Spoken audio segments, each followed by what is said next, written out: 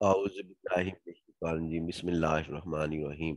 देखिए जी, आज के लेक्चर में हम find the eigen values, eigen vectors और उसके बाद eigen space, linear combination of the eigen vectors और लीनियर कम्बिनेशन और स्पेंड, यानी कि आपके पास work space span by the eigen vector और जनरेटेड by the eigenvector, यानी the set generated by the eigenvector, or linearly independent vector for the eigenvectors, dimension for the eigenspace, basis और eigenspace of a diagonal matrix। यानी जो important चीज है वो हमारे पास है कि diagonal matrix के ऊपर हमने जो क्वेश्चन बनाए हैं वो हमने यहाँ पे हल करने हैं।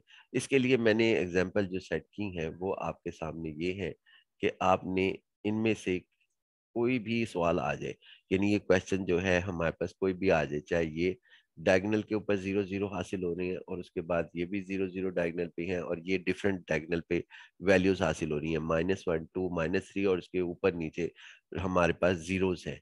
ये 3/3 के डायगोनल है, जरूरी नहीं कि 3/3 के डायगोनल हो, 2/2 के भी डायगोनल मैट्रिक्स हमारे पास हो सकती है, जैसा कि ये हमारे पास है। सबका मेथड एक जैसा है, चाहे 4/4 का हमारे पास हो। फिर उसके बाद यहाँ पे हमने जनरल किया कि ए के तीनों जगह पर जो एंट्री है वो सेम हो सकती है, ए बिलोंग्स टू आर। यहाँ पे फिर दोबारा डिफरेंट है, -1 0 3, बाकी सब जगह पे जीरो है। यहाँ सेम है, 6 6 6 6 हमारे पास लिखी गई है।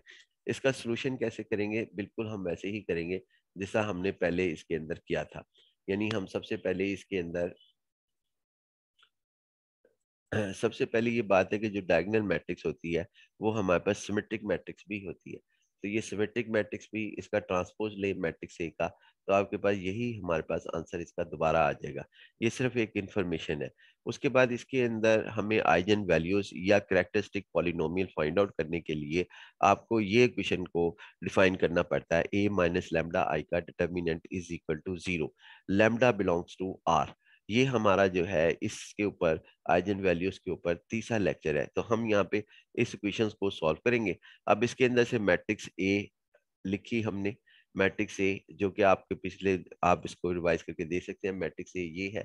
और उसके हमने इसको हल किया, डिटर्मिनेंट को हल नहीं कर रहे, हम ए माइनस लैम्डा आई को हल कर रहे हैं। लैम्डा लिखा और यूनिट मैट्रिक्स 3/3 के अगेंस्ट जो यूनिट मैट्रिक्स होती है वो भी 3/3 की होगी। अगर यहाँ पे 2/2 का मैट्रिक्स होगा तो यहाँ पे 2/2 की आपके पास यूनिट मैट्रिक्स होगी। अब हम आते हैं जी, इसको मल्टीप्लाई करते हैं।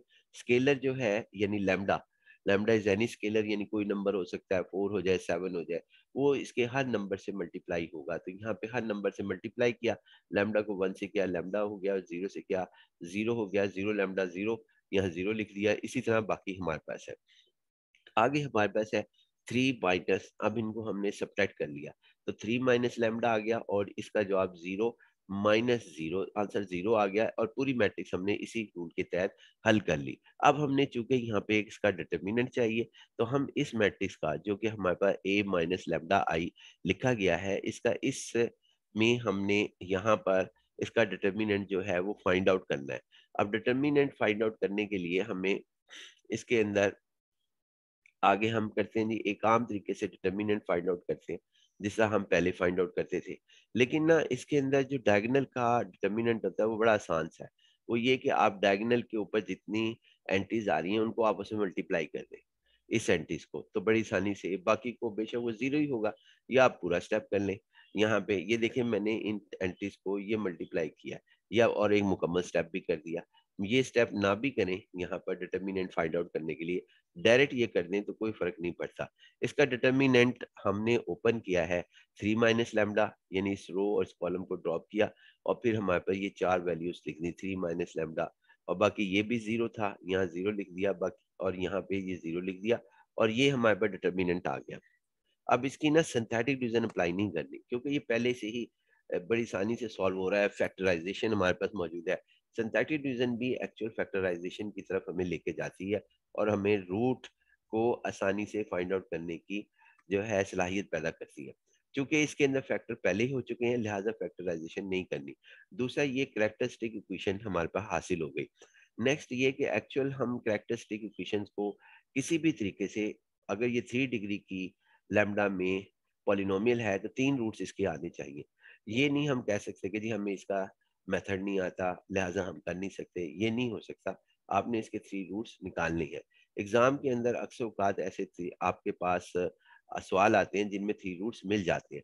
पहले 2 लेक्चर्स के अंदर भी हमने इस पॉइंट को डिस्कस किया, आप जरूर देखिएगा। उसके बाद ये 3 minus lambda, 3 minus lambda, 3 minus lambda हमने जिनसे है इन फैक्टर बने हुए थे, लिहाजा कोई सिंथेटिक डिवीजन नहीं।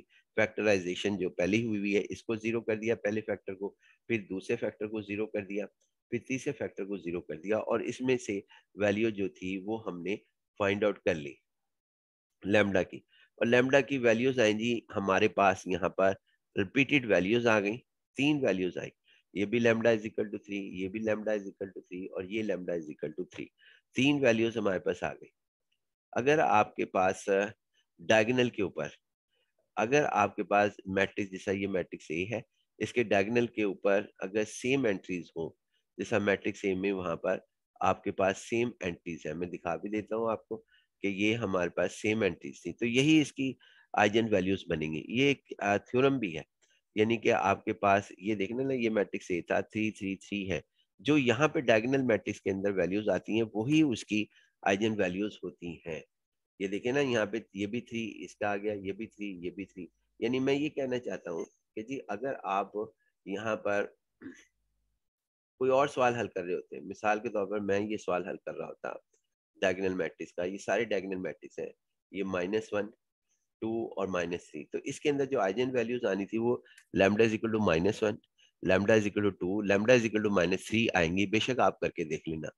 और अगर इसको करेंगे हल ये, तो इसका मतलब लैम्डा सब पे 6 है, तो आपके पास क्या कहते हैं lambda is equal to 6, lambda is equal to 6, lambda is equal to 6, यानी जो डायगोनल पर होती हैं वही वैल्यूज आएंगी डायगोनल मैट्रिक्स में। अब यहाँ पे देखना जी लैम्डा इज इक्वल टू -1 आएगा, करके देख लेना। Lambda is equal to 0, lambda is equal to 3 हमारे पास होगा। आप इसे सॉल्व करेंगे इंशाल्लाह यही रिजल्ट आएगा। यहाँ पे हमने जो सॉल्व किया था वो हमारे पास था इसके अंदर लैम्डा इज इक्वल टू 3 3, यानी हमने जो सॉल्व किया है मैट्रिक्स ए में ये 3, ये 3, और हमने यहाँ पे जो है इधर भी हमारे पास 3 ही है, यानी कि ये हमारे पास इस तरीके से 3 लिखा जाएगा। यहाँ पे लिखा नहीं गया मेरे ख्याल में, तो कोई बात नहीं, आप सही कर लेना। आगे हमने सही कर दिया था इसे, ये देखें ये सही हो गया। यहाँ पर ये तीनों डायगोनल पे आपके पास क्या कहते हैं हमारे पास 3 3 है, 3 3 3। तो अच्छा ये इसके ए पर कर रहे हैं हम। अब हमने रूट्स इसके फाइंड आउट कर लिए, कैरेक्टरिस्टिक पॉलिनोमियल सॉल्व कर ली। अब हम इसके आइजन वेक्टर फाइंड आउट करेंगे। Eigenvector corresponding for the eigenvalue lambda is equal to 3। उसके लिए आइजन फैक्टर, आइजन वेक्टर मालूम करने के लिए पहला स्टेप हमें करना पड़ता है a minus lambda I into x is equal to 0। ये हमारे पास होगा। तो a माइनस लैम्डा आई आपके पास ये पहले से हमने हल किया हुआ है। a माइनस लैम्डा आई कैसे हल किया हुआ है जी, ये भी देख लेते हैं हम। a माइनस लैम्डा आई की मैट्रिक्स हमने ये वाली है हमारे पास, a माइनस लैम्डा आई की मैट्रिक्स जो पहले ही हल हुई, ये a माइनस लैम्डा आई है, और ये यहाँ भी लिखा हुआ है, ये इधर भी लिखा हुआ है, और फिर इसका जवाब ये है। तो a माइनस लैम्डा आई का जवाब जो है वो हम डायरेक्ट यहाँ पर लिख रहे हैं। अब हम आते हैं जी इसके अंदर कि आपके साथ ये वैल्यू हमने इधर रख देनी। ये एक स्टेप है हर आइजन, जब भी हमने आइजन वैल्यूज आइजन वेक्टर का सवाल करना है तो ये स्टेप भी करना पड़ेगा। आइजन वैल्यू के लिए स्टेप नंबर 1 है, और स्टेप नंबर 2 आइजन वेक्टर के लिए। इसके अंदर जी हमारे पास 3 वैल्यूज लिखी थी, लैम्डा इज इक्वल टू 3। तो हमने अच्छा यहाँ पे सबसे पहले a माइनस लैम्डा आई की वैल्यू ये रख दी हमने। a माइनस लैम्डा आई की वैल्यू हमारे पास ये आ गई जी, यहाँ से लेके यहाँ तक a माइनस लैम्डा आई की वैल्यू ये हमारे पास आ गई थी। और x की वैल्यू हमारे पास क्या है जी, x की वैल्यू हमने शुरू में डिफाइन कर रखा है मैट्रिक्स के, वो x y z हमारे पास है। और उसके बाद 0, ये 0 मैट्रिक्स है, ये 0 मैट्रिक्स ये हमारे पास होगा। ये 3/1 का कैसे होगा, क्यों, इसकी वजह क्या है हमारे पास, क्योंकि ये जो मैट्रिक्स है a माइनस लैम्डा आई यहाँ से लेके यहाँ तक, ये मैट्रिक्स है 3/3 ऑर्डर की, और ये मैट्रिक्स है हमारे पास 3/1 ऑर्डर की।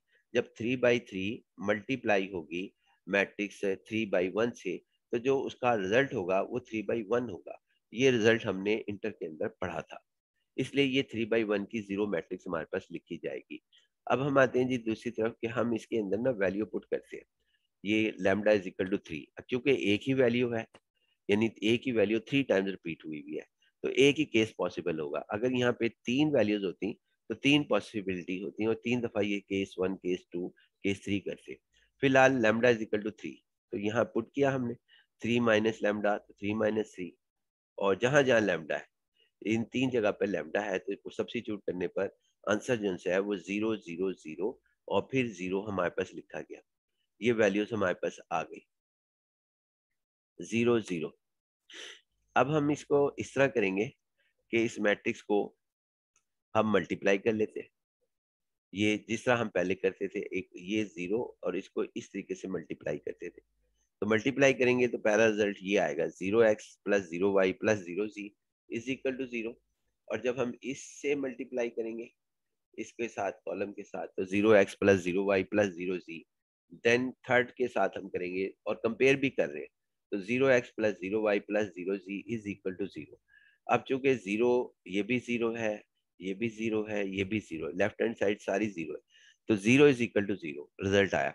यहाँ पर देखें 0 इज इक्वल टू 0, ये भी रिजल्ट है, 0 इज इक्वल टू 0, ये भी रिजल्ट है। इस स्टेटमेंट को हम कहते हैं ये ट्रू है। ट्रू और या फॉल्स, इससे मुराद क्या है? मिसाल के तौर पर अगर मैं यहाँ पे जो है वो 10 लिख दूं कि जी आप यहाँ पे 10 इज इक्वल टू, आपको ये कहा जाए कि कोई इंसान ये कहे कि जी 10 जो सा है वो इक्वलेंट होता है, यानी 10 इज इक्वल टू आपके पास 0, तो ये फॉल्स रिजल्ट होगा।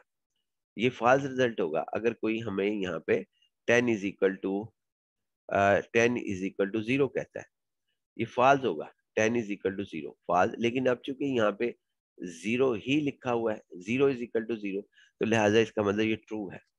इस ट्रू का मतलब ये है कि ये जो प्रॉब्लम हमने जहां से बनाया है, ये प्रॉब्लम जो इतने भी हम सवाल हल करते हैं वो किसी न किसी थ्योरी से उसका ताल्लुक होता है। तो जो प्रॉब्लम हमने बनाया है किसी थ्योरी से, उसके कन्वर्ट किया है हमने उसको मैथ की लैंग्वेज के अंदर, तो वो मैथ की लैंग्वेज के अंदर जब उसकी कन्वर्शन हुई और उसको हमने हल करने की कोशिश की, तो वो ये मैथ बता रहा है, ये हमारा सिस्टम, यानी जो कैलकुलेशन है, ट्रू का मतलब ये होगा कि जी वो सिस्टम बिल्कुल सही लिखा हुआ है आपने, अभी तक कोई इसमें मिस्टेक नहीं आई। अगर फॉल्स होगा तो इसका मतलब है कि वो सिस्टम जो जहां से आपने इसको लिखा है, मैथ की लैंग्वेज में उसे कन्वर्ट किया है, वो वहां से, इसका मतलब वो गलत है, उसके अंदर कहीं ना कहीं गलती पॉसिबिलिटी है। नेक्स्ट आते हैं जी, अगर ये ट्रू है, टारगेट हमारा ये होता है कि एक्स और वाई की वैल्यू को फाइंड आउट करना। अब आइजन वेक्टर में एक्स वाई जी ये तो निकलते हुए नजर ही नहीं आ रहे, क्योंकि ये भी जीरो, ये भी जीरो, ये भी जीरो। अगर इक्वेशंस होती तभी फाइंड होता। तो हम अपनी तरफ से इसके सॉल्यूशन ढूंढते हैं।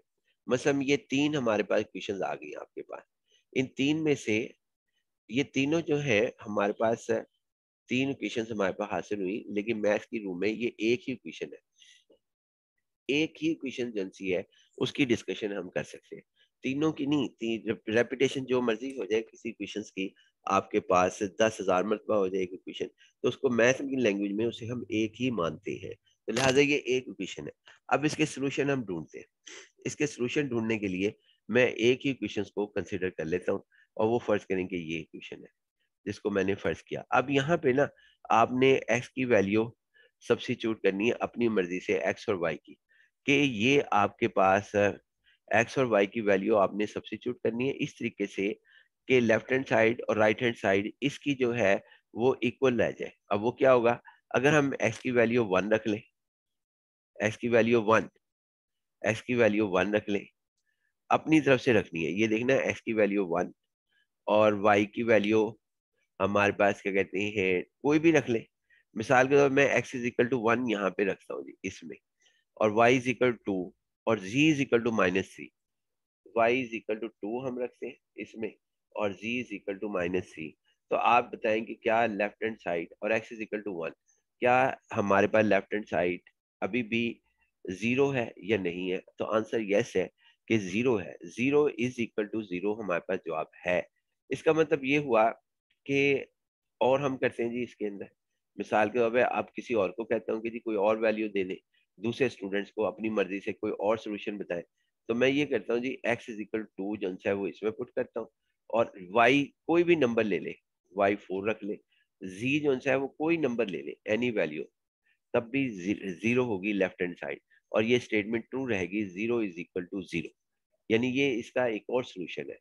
इसका मतलब ये हुआ कि हमें इस इक्वेशंस को, यानी कि हमें इस इक्वेशंस को का सॉल्यूशन निकालने के लिए हमें एक से ज्यादा आंसर मौजूद है इसके, जिसमें ये लेफ्ट हैंड साइड 0 हो जाए।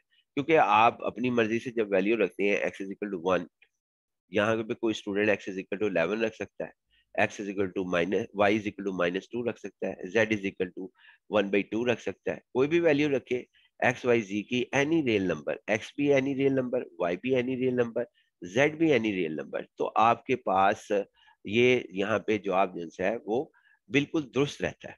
लेकिन चॉइस क्या है कि पहले x के लिए देखिए, मैं जुमला कह रहा हूँ एनी रियल नंबर, कोई रियल नंबर रख ले 1 2 3 4 5, y इसके लिए भी यही कह रहा हूँ कि y is any real number, z के लिए भी कह रहा हूँ कि z is any real number, कोई सब्स्टिट्यूशन कर दें आपके पास जवाब जो है वो 0 आएगा। तो इसी को अब मैं कहता हूँ वो सारे पॉइंट बताएं, और वो सारे पॉइंट ना यहाँ लिखते जाए, जैसा 1 2 -3 है, ये पेयर हमने लिखा 1 2 -1, ये इसका सोल्यूशन है।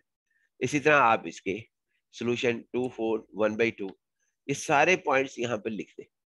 तो ऐसा मुमकिन आपके लिए नहीं है कि आप जिनसे सारे पॉइंट, वो तमाम पॉइंट जो इस इक्वेशन को सेटिस्फाई करे, वो आप सारे के सारे किसी एक सेट के अंदर लिख दें, तो ये मुमकिन नहीं। तो इस सूरत हाल के अंदर हम ये करते हैं कि हम कहते हैं जी एस की जगह जो है वो आप ए लिख दें, यानी ए का मतलब हमारे पास होता है एनी रियल नंबर, ए भी तो एक रियल नंबर है, x is equal to a, यानी और यहाँ लिखा हुआ भी है a is any real number, a belongs to R का मतलब यही है, a is any real number, वो हम यहाँ पुट करते हैं इसमें, इस क्वेश्चन में बी, फिर बी पुट करें, बी का मतलब b is also real any real number, b is also real number, कोई बी की वैल्यू आपके पास हो वो रख दें यहाँ पर जो आपके जहन में है। सी की Z, C is also real number, any real number, तो वो भी हम वैल्यू रख दें। ये तीनों वैल्यूज रखते हैं तो तब हमारे पास जवाब जो है लेफ्ट हैंड साइड और राइट हैंड साइड इसकी 0 आती है, वरना नहीं आएगी। आप ये कहेंगे मैं 2 रखूंगा 1 नहीं रखूंगा, ऐसा नहीं होगा, तीनों ही रखनी पड़ेगी वैल्यूज, क्योंकि आपको कहा यह गया है कि आपने जब भी वैल्यूज इसमें सेलेक्ट करनी है, एक्स की भी, वाई की भी, जी की भी, तीनों सेलेक्ट करें तो लेफ्ट हैंड साइड जो है वो आपके पास 0 आनी चाहिए। तो लिहाजा ये हमारे पास x is equal to a, ये इसका सोल्यूशन आ गया जी हमारे पास। सोल्यूशन जो आए वो हमारे पास ये हुआ, x is equal to a, एक पहला, y is equal to b और z is equal to c, जिसको हम ए बी सी इस तरह करके पेयर में लिख सकते हैं, ए कॉमा बी कॉमा सी, ए कॉमा बी कॉमा सी, और ये सोल्यूशन होगा हमारे पास इस क्वेश्चंस का, या इन तीनों क्वेश्चंस का, जो तीन क्वेश्चंस हमारे पास लिखी गई है। अब इसको हम ना वेक्टर उसके अंदर मैट्रिक्स फॉर्म के अंदर लिख देते हैं, किसको, इन तीनों को हम यहाँ पर मैट्रिक्स फॉर्म के अंदर लिख देते हैं। तो देखें जी हमारे पास किस तरह लिखते हैं, और तब भी हमारे पास यही रहेगी। ये देखें जी हमारे पास हमने इसको यहाँ पे लिखा, इतना हिस्सा पहले गौर करें, x is equal to a ये लिखा हुआ है, x is y is equal to b ये लिखा हुआ है, और z is equal to c ये लिखा हुआ है। तो अब हमने इसको लिख दिया। अब हम चाहते हैं आइजन वेक्टर में ना कॉमन निकलता है, फाइंड आउट होता है लाजमी। अब यहाँ से कॉमन क्या आ रहा है, ना ए आ रहा है, ना बी इसमें आ रहा है, ना सी आ रहा है। हम इसका करते हैं, इसकी पार्टीशन कर लेते हैं इस मैट्रिक्स की। वो कैसे कि इसको हम a प्लस 0 प्लस 0 प्लस 0 लिख देते हैं, और तब भी, और b को 0 प्लस बी और 0 प्लस बी प्लस 0 लिख देते हैं, और c को 0 प्लस 0 प्लस सी लिख देते हैं। अभी भी ये हमारे पास x इज इक्वल टू ए है, ये सारा मिलके अभी भी ये b ही लिखा हुआ है इसके अंदर, अभी भी ये c ही लिखा हुआ है, यानी इन सब के अंदर आपके पास क्या कहते हैं, ये अभी भी a है हमारे पास, यानी ये हमारे पास अभी भी ए लिखा हुआ है, ये ए है, और ये अभी भी आपके पास क्या कहते हैं यहाँ पर ये बी है, इसमें कोई फर्क नहीं पड़ा। इसी तरह ये हमारे पास क्या कहते हैं यहाँ पर ये सी है, और यही हमें चाहिए था कि ये ए के इक्विवेलेंट ए जाए, बी के इक्विवेलेंट बी जाए और सी के इक्विवेलेंट सी जाए। फिर हमने क्या किया कि हमने इन मैट्रिक्स को यहाँ पे इसकी मजीद जो है इसको ए और इसको दूसरी मैट्रिक्स और फिर ये तीसरी मैट्रिक्स इस तरह कन्वर्ट कर दिया जी हमने। यानी इसको हमने, चलें ये हमने एक स्टेप और कर लिया पहले, ये इसको और जीरो बी को देखें कैसे लिखा हमने। चलिए मैं फिर दोबारा आता हूँ, कन्वर्शन यही की है, जीरो को जीरो बी लिख दिया और इस जीरो को जीरो सी लिख दिया। इसी तरह बाकी किए, इस जीरो को जीरो ए लिख दिया और इस जीरो को हमने जीरो सी लिख दिया और इसी तरह हमने इस जीरो को जीरो बी लिख दिया और इस जीरो को हमने जीरो ए लिख दिया। अब हम ये करेंगे कि इनको ना सेपरेट कर लेते हैं, इसे मैट्रिक्स ए बना लेते हैं, इसे यानी कि एक अलहदा मैट्रिक्स, ये दूसरी मैट्रिक्स और ये तीसरी मैट्रिक्स, इनको हमने अलहदा करके लिख दिया। ये फर्स्ट मैट्रिक्स, फिर उसके बाद सेकंड मैट्रिक्स और थर्ड मैट्रिक्स। अब हमारे पास तीन मैट्रिक्स आ गई, लेकिन फर्क क्या पड़ा, इस मैट्रिक्स को हमने जो है कन्वर्ट कर दिया। किस में हमने कन्वर्ट किया, हमने कन्वर्ट किया इन तीन मैट्रिक्स के अंदर, यानी इन तीन मैट्रिक्स के अंदर हमने इसको कन्वर्ट कर दिया। और यही हम चाहते थे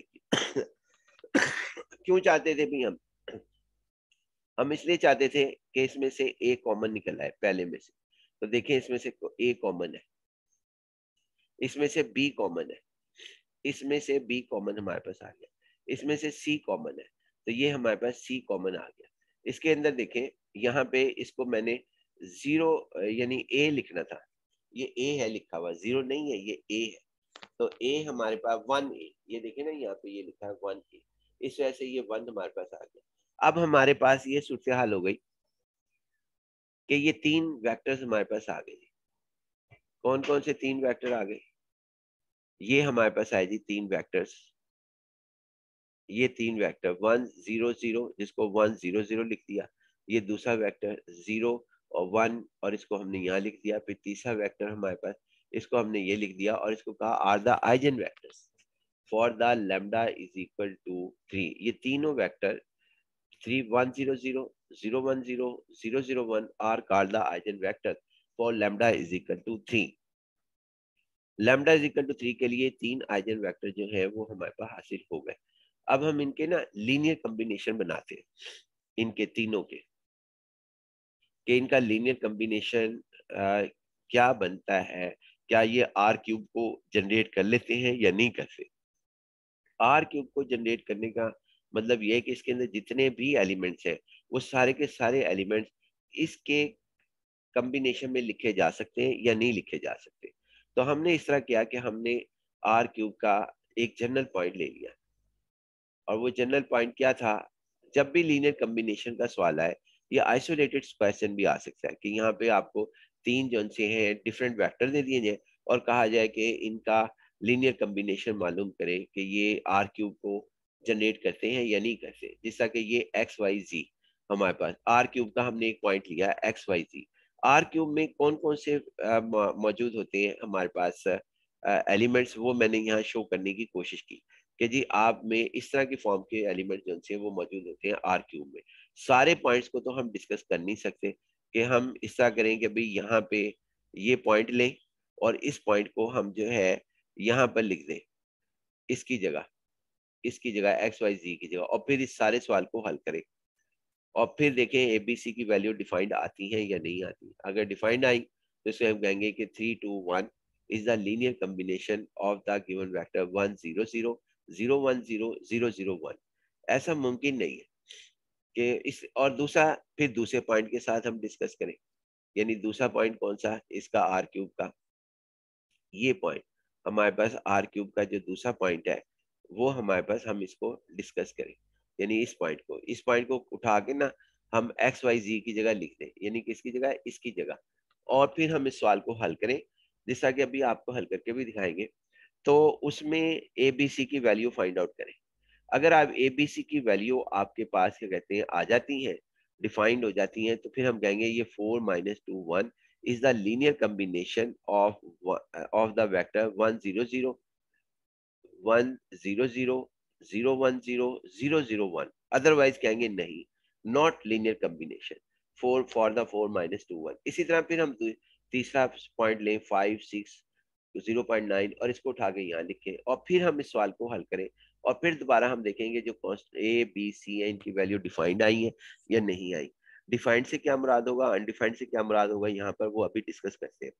तो ये सब मुमकिन नहीं कि हजारों पॉइंट्स अरबों पॉइंट्स को हम एक एक करके जो है यहाँ पे, यानी मैं इसको लिखकर सवाल हल करूँ, फिर मैं इसको हल देखकर हल करूँ, फिर मैं इस सवाल इसको करूँ, फिर इसी तरह यहाँ से इन्फिनिट पॉइंट्स लेकर मैं हल करूँ, वो पॉसिबल ही नहीं है मेरे लिए। तो इसलिए फिर हमने इसको जो है जनरल पॉइंट लिख दिया एक्स वाई जी। अब हम इसको हल करें जी। पहले ये क्वेश्चन हमारे पास हुई, इसी को मैंने दोबारा यहाँ पे लिख लिया और उसके बाद इसे मल्टीप्लाई किया ए को, और इसी तरह ये बी को मल्टीप्लाई किया और देन सी को मल्टीप्लाई किया। उसके बाद पहले जो टुपल्स है यानी ए बी पहले कोऑर्डिनेट हमने ऐड कर दिए जो कि ये आ गया जी a+0+0, और दूसरे कोऑर्डिनेट 0+b+0, और फिर तीसरे कोऑर्डिनेट 0+0+0c, ये हमारे पास आ गया। उसके बाद फिर हमने इनको कंपेयर कर लिया, यानी फर्स्ट कोऑर्डिनेट के साथ कंपेयर हो जाएगा, ये हमारे पास इसके साथ कंपेयर हो जाएगा, ये इसके साथ, तो यहाँ a=x आ गया। फिर उसके बाद ये जो दूसरा है, ये दूसरा सेकंड जो है वो हमारे पास इससे कंपेयर हो जाएगा y से, तो b=y आ गया हमारे पास। और c यानी 0+0+c, ये c है, c को कंपेयर कर लिया हमने z के साथ, तो c आ गया। अब सवाल ये पैदा होता है, ये तीन वैल्यूज हमारे पास a b की c की आ गई, हम इसको डिफाइंड कहें या अनडिफाइंड कहें। अगर तो लफ्ज हमने इस्तेमाल किया कि ए बी सी की वैल्यू डिफाइंड है, तो फिर हम ये कहेंगे कि ये लीनियर कॉम्बिनेशन आर क्यूब के लिए ये सेट मौजूद है। लेकिन अगर हम कह दें कि ये डिफाइंड नहीं है, ए बी सी में से किसी एक वैल्यू को, तीनों अनडिफाइंड हो जाए, तीनों में से कोई एक अनडिफाइंड हो जाए, तब भी हमारे पास नॉट लीनियर कॉम्बिनेशन का लफ्ज आएगा कि द सेट ए, यानी फिर हम कहेंगे अगर नॉट लीनियर द सेट ए, ये वाला सेट, इसका नाम ए रख ले बी रख ले, मैंने ए रखना है, the set a is the linear combination for the R cube अगर ए बी सी डिफाइंड हो जाए। और अगर a b c not defined हो तो फिर हम कहेंगे द सेट ए, यानी ये सेट ए है, set a is not a linear combination for the R cube. अब सवाल कैसे पैदा होता है कि हमें कैसे पता लगे कि जी हमारे पास क्या कहते हैं ना लीनियर कॉम्बिनेशन का, आपके पास क्या कहते हैं कि ये डिफाइंड है एबीसी या नहीं है। इस सवाल का जवाब बड़ा आसान सा है, आप देखें ये आपके सामने रख दिया। आप ये मैंने ना यहाँ पे एक छोटा सा पॉइंट शो किया है कि इसकी set builder form R cube की ऐसे भी हो सकती है, या ऐसे लिखना जो है वो मुमकिन नहीं है कि हम सारे पॉइंट तीन तीन करके लिखे। फिलहाल अगले पॉइंट की तरफ आते हैं कि जी हमारे पास ए बी सी की, ये तो सिर्फ एक इंफॉर्मेशन थी। ए बी सी के इनमें से पहले हम ए को डिस्कस कर लेते हैं।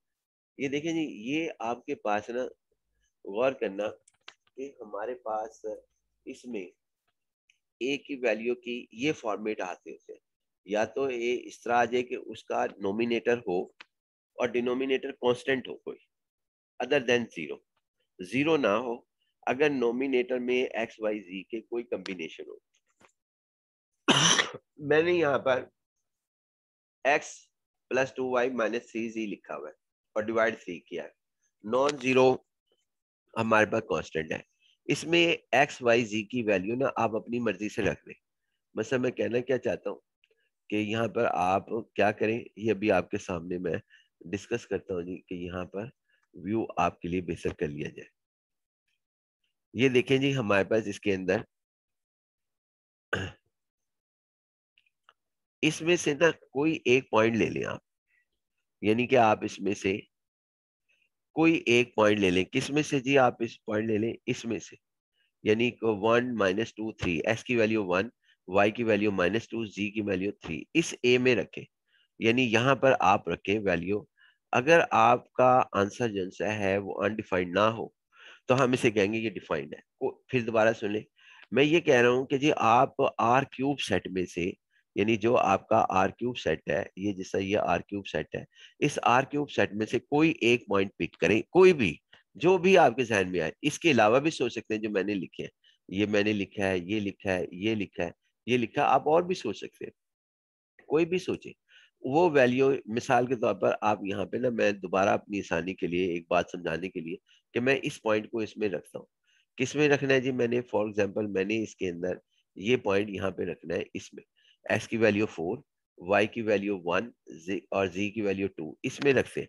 तो क्या इस अनडिफाइंड होगा सूरत हाल? नहीं, इसका कोई ना कोई जवाब आएगा। x4 यानी 4 आ गया, y की वैल्यू 1 रखे 2 आ गया, 4 + 2 6 हो गया, और -6 आ गया। 0/3 आंसर डिफाइंड नहीं हुआ, 0 भी एक नंबर है, a की वैल्यू 0 आ गई, लिहाजा डिफाइंड नहीं होगा। आप चाहे 0 0 रख ले, यानी ये 3 0 0 0 आ सकते हैं, तीनों ही 0 रख ले, तब भी जवाब जो सा है वो आपका 0 आएगा, अनडिफाइंड नहीं होगा। अनडिफाइंड सिचुएशन कहाँ कहाँ आती है वो मैं बताता हूँ। यानी सिंपल सी बात है कि अगर आपके पास ए जो है उसका डिनोमिनेटर में XYZ के कॉम्बिनेशन ना आए, कॉम्बिनेशन से मुराद है ये वाला x + 2y, या कोई और बना दें, x² बना दें, या -2y x - 2y + 3y, अगर इसके कॉम्बिनेशन ना आए तो सम, और सिर्फ कांस्टेंट ही आए, कांस्टेंट चाहे 1 ही क्यों ना हो, यानी 1/1 क्यों ना हो, तो वो हमारे पास डिफाइंड कहलाएगा, अगर ए की राइट हैंड साइड ऐसी हो। अब दूसरी पॉसिबिलिटी, यानी कि अब हमारे पास ये पॉसिबिलिटी है जी कि ए की जो वैल्यू निकाली हमने, जिसका हमने पिछले सवाल में निकाली है, वो a = x है और b = y और z, जो अब हम मौजूदा सवाल कर रहे हैं, और z = c, आप देख सकते हैं वीडियो को बैक करके। अब यहाँ पे मैं ये कह रहा हूँ कि अगर कोई और सवाल करते तो वहां पे, चूंकि सारे सवाल तो हम कर नहीं सकते, इतने ज्यादा सवाल हम नहीं कर सकते आइजन वैल्यूज, आइजन वेक्टर्स के या लीनियर कॉम्बिनेशन के, तो हम उस बात को जनरलाइज कर रहे हैं। तो यहाँ पे आपके पास क्या कहते हैं, ये हमारे पास है। अब इसके अंदर देखना है, इसमें आप जरा गौर करना कि हमारे पास ना क्या कहते हैं, इसका डिनोमिनेटर है, ये डिनोमिनेटर इसका है, ये जो डिनोमिनेटर इसका है ना, ये इसको अनडिफाइंड कर देगा। कैसे अनडिफाइंड कर देगा जी? इसके R³ में से कोई एक पॉइंट उठाए, जब भी हमने पूछना होना कि ये डिफाइन करेगा या नहीं करेगा, तो जिस सेट की डिस्कशन हो रही है, हमारी डिस्कशन हो रही है linear combination for the R³, सवाल के बिल्कुल शुरू में हमने ये बात लिखी हुई थी, फॉर द R³। अब R³ में से ना आप इस तरह करें कि कौन सा पेयर सिलेक्ट करें जिसके ऊपर ना ये 0 हो जाए। एस की, ये मैं इसको सिलेक्ट करता हूँ, ये वाला पेयर जो है इसको हम सिलेक्ट करते हैं। एस की वैल्यू 2, वाई की वैल्यू -1 और जी हमारे पास। अब हम इस वैल्यू को ना हम इसमें सब्स्टिट्यूट करते हैं, तो देखना जी इस सब में जहां एक्स है वहां 2 रख दें, जहां वाई है वहां -1 रख दें, जहां जी है वहां पे आप 4 रख दें। जब हम इधर रखते हैं एस की वैल्यू 2 और वाई की वैल्यू -1, तो ये 2 - 2 आंसर 0 हो जाएगा। ऊपर क्या आंसर होगा? 4 होगा इसका आंसर, -1 होगा, 4 - 1 3 हो गया, 3 - 4 -1 हो गया, -1 + 2 आपके पास +1, 1/0 आ गया, जो कि इंफिनिटी है। लिहाजा ये सिचुएशन जब भी डिनोमिनेटर में x y z तीनों की कॉम्बिनेशन लिखे हो, या कोई नीचे सिर्फ x ही लिखा हुआ हो, x ही आपके पास लिखा हो, यानी हमारे पास ये पॉसिबिलिटी है कि आपके पास सिर्फ एक ही वेरिएबल लिखा हुआ हो हमारे पास, यानी सिंपल x लिखा हो, ये y लिखा ही ना हो, तब भी ये अनडिफाइंड हो जाएगा, क्योंकि इसके अंदर पेयर सिलेक्ट हो जाएगा 0 0 वाले। जितने भी 0 के पेयर्स यहाँ पर होंगे, जो 0 से स्टार्ट होंगे, वो सारे के सारे पेयर जो है वो इसको अनडिफाइंड कर देंगे। या आपके पास इस तरह है कि y ही सिंपल लिखा हुआ, यानी कि y सिंपल 2y जैसा डिनोमिनेटर, बट डिनोमिनेटर में y आ जाए, z आ जाए, x आ जाए, वो अनडिफाइंड है। आप खुद ढूंढ लेंगे, जैसा मैंने ढूंढा है इसके लिए, यहाँ पर इसके लिए मैंने यहाँ पर फाइंड आउट किया। और भी पेयर हो सकते हैं कि ये x + 2y किसके ऊपर 0 होता है, तो वो मैंने पेयर ये सिलेक्ट खुद ही कर लिया था, 2 - 1 4।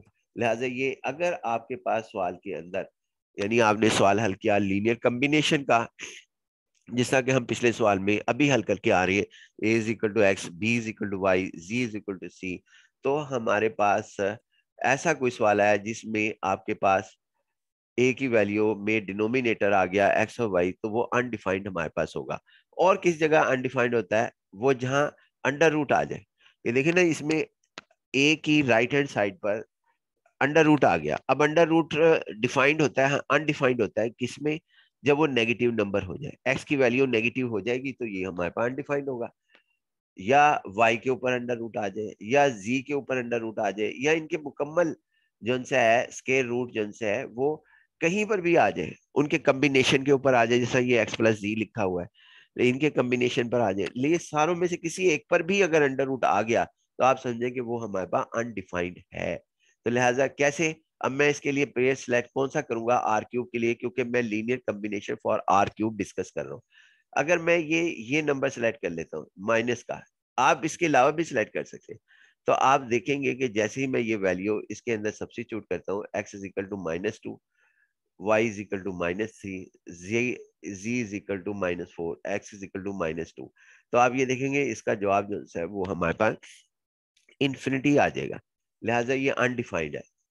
तब भी हम कहेंगे कि नॉट लीनियर कम्बिनेशन पॉसिबल, जहां भी डिनोमिनेटर आ जाए, डिनोमिनेटर के वेरिएबल में आपके पास आ जाए, डिनोमिनेटर वेरिएबल के साथ आ जाए, कांस्टेंट के साथ तो डिफाइंड होगा, और अदर देन जीरो, कांस्टेंट अगर अदर देन जीरो 4 हो जाए, 3 हो जाए, 7 हो जाए, 2/9 हो जाए, 7/8 हो जाए, यहाँ पे अनडिफाइंड आपके पास सूरत हाल ये बनती है कि x प्लस 2y जो है डिनोमिनेटर वेरिएबल के साथ आ जाए तब अनडिफाइंड बन जाएंगे, अंडर रूट आ जाए किसी भी सवाल में तब अनडिफाइंड बन जाएंगे, या लॉग आ जाए ए की राइट हैंड साइड पर। अब लॉग कैसे, ये लॉग में लॉग कब अनडिफाइंड होता है जी, लॉग आपके पास अनडिफाइंड उस वक्त होता है जब तीनों इसके इसकी यहाँ ब्रैकेट के अंदर इन माइनस आ जाए, कोई भी माइनस आगे जो भी वैल्यू आ जाए, -7 -6, ये देखना अगर यही नंबर आप इसके अलावा भी पुट कर सकते हैं, ये नंबर मैं इसके अंदर सब्स्टिट्यूट करता हूँ तो ये आपका जवाब जो है वो नेगेटिव होगा। एक्स की वैल्यू -2, -4, और जी की वैल्यू -4, -8 आएगा, लॉग -8, साथ ही आप देखेंगे इन्फिनिटी हो जाएगा। लिहाजा ये तीन पॉसिबिलिटीज में से कोई एक आ जाए तो हम अनडिफाइंड कहेंगे, यानी ये हमारे पास इन तीन में से, ये हमारे पास इस तीन में से पहली के अलावा, तो इन तीन में से कोई एक आ जाए तो हम कहेंगे ये ए की वैल्यू अनडिफाइंड है। ये और अगर कॉम्बिनेशन ऊपर की जानिब हो, यानी सिर्फ एक ही सूरत हाल है डिफाइंड होने की हमारे पास, वो ये है कि इसके जो कॉम्बिनेशन है वो नोमिनेटर में ही रहे और डिनोमिनेटर में जो मर्जी कांस्टेंट आ जाए। यही डिस्कशन बाकी कांस्टेंट्स के लिए भी है। मतलब मैं ये कहना चाहता हूँ कि अगर मैं अब एक ही जगह जो है यहाँ पे बी लिख दूं इधर, तो बी के लिए भी यही सूरत हाल है कि बी अनडिफाइंड कब होगा, जब उसकी जो सूरत हाल ए के लिए हमने की कि ये इस वजह से अनडिफाइंड हो सकते हैं कि राइट हैंड साइड के ऊपर हमारे पास उसका डिनोमिनेटर कॉम्बिनेशन के साथ आ जाए, उसके अंदर अंडर रूट्स आ जाए और उसके अंदर लॉग आ जाए तो अनडिफाइंड होगा। अदरवाइज जो है वो अगर उसका नोमिनेटर में कॉम्बिनेशन है, चाहे जो मर्जी लिखे हुए हैं x plus 4y plus 7z और डिनोमिनेटर में कांस्टेंट है, तो ये डिफाइंड होगा। ये तीन सिचुएशन बी के लिए भी वही है, और अगर मैं एक ही जगह सी लिख दूं तो सी के लिए भी मेरी यही डिस्कशन है। अब हम देखते हैं जी इस सिनेरियो को मद्देनजर रखते हुए कि जो वैल्यूज हमने निकाली हैं क्या वो हमारे पास डिफाइन करने के राइट रखते हैं, हम जस्टिफिकेशन हमारी सही है या गलत है। तो ये देखते हैं जी। अब इसके अंदर देखें हमारे पास साफ तौर पे नजर आ रहा है कि आपके पास इसमें इसमें ए की वैल्यू की राइट हैंड साइड में एक्स, कोई अंडर रूट नहीं है, कोई लॉग नहीं है, इसके अंदर कोई इसका denominator constant other than constant नहीं है, यानी कि कोई वेरिएबल के साथ नहीं है, तो लिहाजा ये डिफाइंड होगा।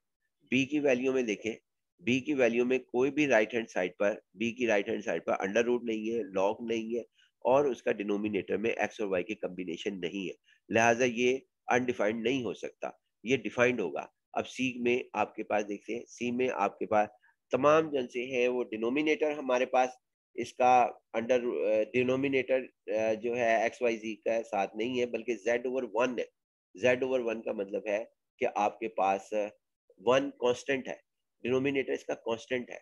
अगर कांस्टेंट हो अदर देन जीरो तो ये डिफाइंड होता है, और अगर ये अंडर इसके अंदर कहीं अंडर रूट आ जाता है सी के अंदर राइट हैंड साइड पर, या लॉग आ जाता, या इसका जो कांस्टेंट अदर कांस्टेंट जो है वो कांस्टेंट ना आता, यानी 1 2 3 4 5 -1 -2 कांस्टेंट इसका डिनोमिनेटर ना होता यानी -1, z फिलहाल z इज इक्वल टू 1 है, तो अगर ना होता कांस्टेंट, तो उस सूरत हाल के अंदर हम इसे कहते हैं कि ये हमारे पास क्या कहते हैं, यानी ना होने से क्या मुराद है कि इसके डिनोमिनेटर में ये लिखा था z over x plus y, तो ये हमारे पास अनडिफाइंड चला जाता है। सिमिलरली ये तीनों में ये बात जनसी है, मौजूद ही नहीं, ना लॉग, ना उनके डिनोमिनेटर में है वेरिएबल्स है एक्स वाई जी के, और ना ही क्या कहते हैं हमारे पास अंडर रूट है, लिहाजा ये डिफाइंड है।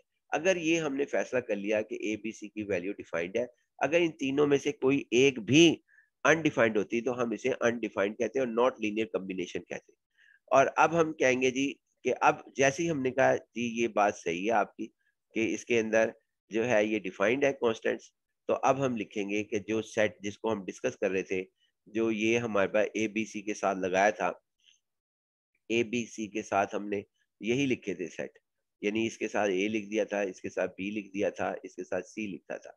ये आप देख भी सकते हैं कि ये ए है कि पहले वेक्टर के साथ ए है, दूसरे के साथ बी कांस्टेंट है, तीसरे के साथ सी है, और ये एक जनरल पॉइंट हमारे पास था।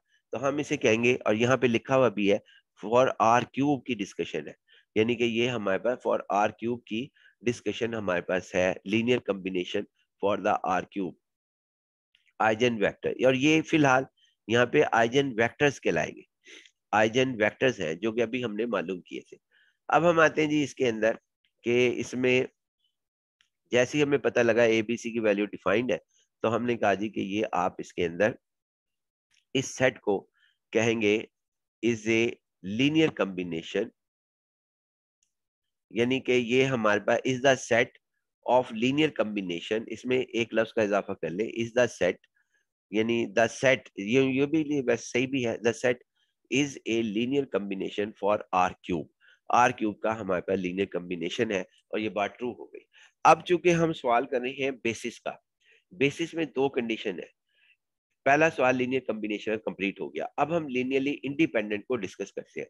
लीनियरली इंडिपेंडेंट में यहाँ पे राइट हैंड साइड वही रहती है, लेफ्ट हैंड साइड और राइट हैंड साइड में 0 0 हो जाता है, लिखा होता है, यानी लीनियर कॉम्बिनेशन और लीनियर इंडिपेंडेंट में डिफरेंस क्या हमारे पास होता है। देखिए आपके सामने हम रखते हैं कि जब हमने सवाल शुरू किया था इसको ये लीनियर कॉम्बिनेशन का, तो इसकी ये वाली साइड लेफ्ट हैंड साइड तो यही है, लेकिन जो इसकी राइट हैंड साइड है आपके पास, वो हमारे पास क्या कहते हैं एक्स वाई जी थी लीनियर कॉम्बिनेशन के लिए, लेकिन जब हम लीनियरली इंडिपेंडेंट करेंगे तो फिर यहाँ 0 0 0 लिखेंगे, तो ये हम यहाँ पे ये 0 0 जो है वो हम यहाँ पर लिखते हैं जी, यही हमने किया, और एबीसी की वैल्यू फाइंड आउट करेंगे। दोबारा से हम यही सवाल जो है वो एक किस्म का हम कर रहे हैं, जो कि अब हम तेजी से कर लेंगे इसके अंदर। तो इसमें मैंने ए इनको मल्टीप्लाई किया, ए बी सी को, यहाँ सी लिखना था जी, सी मिस हो गया, आप यहाँ पे सी लिखेंगे, सी, और फिर उसके बाद यहाँ पर इसको मल्टीप्लाई किया तो ये रिजल्ट आ गया जी, कंपेयर होने पे A0 B0 और C0, यहाँ जरूर याद रखना कि हमने जो है वो सी लिखना है। लिख भी देते हैं सी हमारे पास,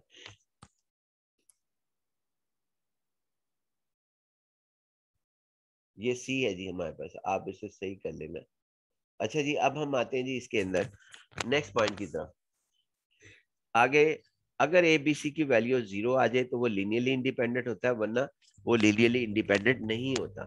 फिलहाल ये सी ए की वैल्यू भी 0 आई, जब हम 0 0 के साथ काम करेंगे तो ए की वैल्यू 0, बी की वैल्यू 0, सी की वैल्यू 0, अगर ये हो तो इन वेक्टर्स को 1 0 0 जिनके साथ ए लिखा हुआ है, ये 0 1 0 जिसके साथ बी लिखा है, और 0 0 1 जिसके साथ यहाँ मैंने कहा है सी लिख लेना है इधर, जिस तरह ये बी लिखा हुआ है, तो आपके पास इसको हम कहेंगे आर लीनियरली इंडिपेंडेंट, कि ये हमारे पास लीनियरली इंडिपेंडेंट हमारे पास सेट होगा। अगर कोई सेट, ये सेट है जो कि लीनियर कॉम्बिनेशन भी था फॉर द आर क्यूब और लीनियरली इंडिपेंडेंट भी है, दो प्रॉपर्टीज अगर किसी में पाई जाए कि कोई सेट में वो लीनियर कॉम्बिनेशन भी हो, लीनियरली इंडिपेंडेंट भी हो, तो वो हमारे पास कहलाता है, उसको हम कहते हैं, यही बात ये लिखी है कि उसको हम बेसिस कहते हैं। सिंस सेट ए जनरेट, लफ्ज जनरेट कह लो, स्पेंड कह लो, आर क्यूब, लीनियर कॉम्बिनेशन कह लो, यानी ये तीनों जुमले एक ही हैं। The set a generate the R cube, second the set a span R cube, ये भी सही है। The set a the set a is the linear combination for the R cube, ये भी सही है। और उसके बाद अब हम आते हैं लीनियरली इंडिपेंडेंट के, ये सेट लीनियरली इंडिपेंडेंट भी है, दोनों प्रॉपर्टीज होल्ड करता है, लीनियरली इंडिपेंडेंट भी और लीनियर कम्बिनेशन की, तो लिहाजा set a is a basis for R cube. और चूंकि इसकी डायमेंशन कितनी होगी, इसमें कितने वेक्टर पाए जाते हैं, 1 1 2 3, तो डायमेंशन ऑफ ए जो है वो हमारे पास ए कहलाएगी। अब सवाल ये पैदा होता है कि आइजन स्पेस हम कैसे बनाते हैं, यहाँ से हम आगे इस पॉइंट को डिस्कस करते हैं। हम इस तरह करते हैं जी, आइजन स्पेस बनाने का बड़ा आसान सा तरीका है कि आप इस तरीके से करेंगे कि डायमेंशन हमने डिस्कस कर ली कि इसके अंदर 3 एलिमेंट्स है, कि इसके तमाम लीनियर कम्बिनेशन बनाएंगे इसके, यानी तमाम जन से है वो हमारे पास इसके लीनियर कम्बिनेशन बनाए जाएंगे। किसके बनाए जाएंगे जी, हमारे पास इस सेट के। लीनियर कम्बिनेशन से क्या मुराद है जी हमारे पास, कि आपने ये करना है यहाँ पर, यानी ये आपने यहाँ पर ये करना है कि इस सेट को ना किसी से मल्टीप्लाई करें, किसी भी नंबर से जो आपके जहन में। मैं अपनी आसानी के लिए इसको 2 से मल्टीप्लाई करता हूँ, तो आंसर मेरा 200 आ जाएगा। ये हमने आइजन स्पेस के अंदर लिख देना है, सेट आइजन स्पेस में ये इसका वैल्यू लिख देंगे। फिर आप ये करें कि दूसरे सेट को 3 से मल्टीप्लाई करें, तो इसका जवाब ये आता है, ये भी आइजन स्पेस में लिख दें। फिर आप कोई और नंबर, मैं अपनी आसानी के लिए ये 2 3 से डिस्कस कर रहा हूँ यहाँ पर, आप इसके अंदर जो है, चले मैंने इसको -1/2 से मल्टीप्लाई कर दिया इसको, तो -1/2 से करेंगे तो आंसर ये आ जाएगा। ये इस तरह लिखते जाए, आप जितना लिख सकते हैं यहाँ पर लिख दें, ये जितने आप लिख सकते हैं वो सारे आइजन स्पेस के अंदर बनेंगे, आइजन स्पेस के अंदर हमारे पास कहलाएंगे। अब हमारे पास ये आता है कि एक तो पॉसिबिलिटी आइजन स्पेस में इन वेक्टर्स की है, दूसरी पॉसिबिलिटी हमारे पास क्या है, दूसरी ये पॉसिबिलिटी है कि आप इसको जो है ना 2 से मल्टीप्लाई करें और इसको 3 से मल्टीप्लाई करें, और फिर इन दोनों का रिजल्ट जो है ना इनको ऐड कर दें। फिर दोबारा कि इसको आपने 2 से मल्टीप्लाई करना है, इसे 3 से, और फिर इन दोनों को ऐड करके जो जवाब आएगा वो हमारे पास ये जवाब होगा। ज़बानी करके देख लें, कोई मुश्किल काम भी नहीं। 200 030, फिर इनको ऐड किया तो 230 हमारे पास आंसर आ गया। यानी इन 3 में से किसी 2 को किसी भी नंबर से मल्टीप्लाई करें, पॉजिटिव से करें, नेगेटिव से करें, और तो तब भी, और उनका जवाब भी लिखें। पहले सिंगल सिंगल के साथ लिखा था आइजन स्पेस में एलिमेंट्स, अब वो जो है वो सबके साथ लिखना है। इसी तरह आप यहाँ पर ना क्या कहते हैं, ये देखें, आप तीनों के साथ भी मल्टीप्लाई कर सकते हैं, यानी कि जरूरी नहीं है कि आप सिर्फ और सिर्फ ये तीनों सेट ले लें। इस सेट को मल्टीप्लाई करें -2 से, इस सेट को यानी इस वेक्टर को, सॉरी, इस वेक्टर को मल्टीप्लाई करें 3 से, इस वेक्टर को मल्टीप्लाई करें 4 से, और इन तीनों का रिजल्ट आप जो है ना उनको आपने लिखना भी है इधर। ये आपने देखें, इसको मल्टीप्लाई करने को कहा था -2 से, -2 -2 से मल्टीप्लाई करें, और इसको, इस पॉइंट को यानी इसको इसको जो है वो हमने 3 से मल्टीप्लाई किया था, 3 से मल्टीप्लाई करें, और इसको जो है +4 से मल्टीप्लाई करें, तो इन तीनों को ऐड करके जो जवाब आएगा वो आपका ये होगा, ये जवाब होगा इसका। इसको -2 3 और 4 से मल्टीप्लाई करके ये जवाब होगा। आप सिंगल सिंगल वेक्टर से मल्टीप्लाई, सिंगल सिंगल पेयर को मल्टीप्लाई करके इस आइजन स्पेस में लिख सकते हैं, तीनों को अलग-अलग करके किसी भी नंबर से, आप इन 3 में से किसी 2 को मल्टीप्लाई करके, यानी कि इसको अलग नंबर से, इसको अलग नंबर से मल्टीप्लाई करके, या इसको कर लें, तो मल्टीप्लाई करके आप जो है उसका रिजल्ट इसके अंदर लिख सकते हैं। आप तीनों को किसी भी कांस्टेंट से, अलग-अलग कांस्टेंट से मल्टीप्लाई करके आप यहाँ लिख सकते हैं। इसका नाम होगा जी हमारे पास आइजन स्पेस, और जनरेटेड बाय द सेट ए, यानी सेट ए से जो है वो हमारे पास। उसके अलावा इसके अंदर जरूरी नहीं, आप गौर करें कि ये जो एलिमेंट है 100, अगर मैं इसको 1 से मल्टीप्लाई करूं इसको, तो वो भी इसमें आ जाएगा। 010, इसको भी 1 से मल्टीप्लाई करूं वो भी आइजन स्पेस में लिखा जाएगा, और 1 से इसे मल्टीप्लाई करूं वो भी आइजन स्पेस, यानी ये जो तीनों वेक्टर है ना ये भी आइजन स्पेस का हिस्सा है। और एक चीज, आखिरी चीज हमारी, कि ये जो बेसिस जो इसमें हमारे पास 100 0100 0100 आते हैं, ये स्टैंडर्ड बेसिस कहलाती है फॉर आर क्यूब की। ये ऐसी बेसिस होती है जो ट्रिवियल होती हैं। ये सिर्फ एक इंफॉर्मेशन है, ये हर एक के बाई चांस हमारे आइजन वेक्टर में ही ऐसा हो गया कि ये ऐसी आ गई, लेकिन क्या कहते हैं, ये हमारे पास ट्रिवियल हमारे पास बेसिस कहलाती है। इसी तरह आर स्केयर यानी आर क्रॉस आर की जो ट्रिवियल बेसिस है वो लिख ले 10 और 01 है, दो टुपल्स के साथ है, यानी कि 10। उसके अंदर ये हमारे पास शामिल नहीं होता, थर्ड कोऑर्डिनेट ये आप भी जानते हैं, ये कोऑर्डिनेट हमारे पास शामिल नहीं होता इसमें, 1001 और ये भी नहीं आएगा। तो लिहाजा ये उसकी बाय चांस है। 1001 are the standard basis for the R square. R2 कह रहा हूँ, R3 नहीं कह रहा, नोट कर ले। इसी तरह R4 की अगर हमने करनी हो तो वो क्या होगा जी, हमारे पास इसके अंदर हमारे पास R4 की, ये सिर्फ चलते हुए एक बात बता देता हूँ कि स्टैंडर्ड बेसिस हमारे पास क्या है। ये देखना 1000, ये चार आएंगे, 1000, इसमें क्या आएगा 0100, चार टुपल्स आएंगे, चार कोऑर्डिनेट्स आएंगे, चार डायमेंशन आएंगी। इसका होगा 001 और कॉमा 0, एक और आएगी यहाँ पर इसके अंदर, वो होगी 00, पहले 30 आखिर में 1 होगा। लिहाजा ये R4 की स्टैंडर्ड बेसिस कहलाती है। अगर हमसे पूछे कि standard basis for the R3 क्या है, तो मैं उसके लिए ये जवाब यहाँ से बता दूंगा, सेट ए का। Set a is the standard basis for the RQ। बाकी इंशाल्लाह जी हम नेक्स्ट लेक्चर के अंदर डिस्कस करेंगे जी। अल्लाह हाफिज।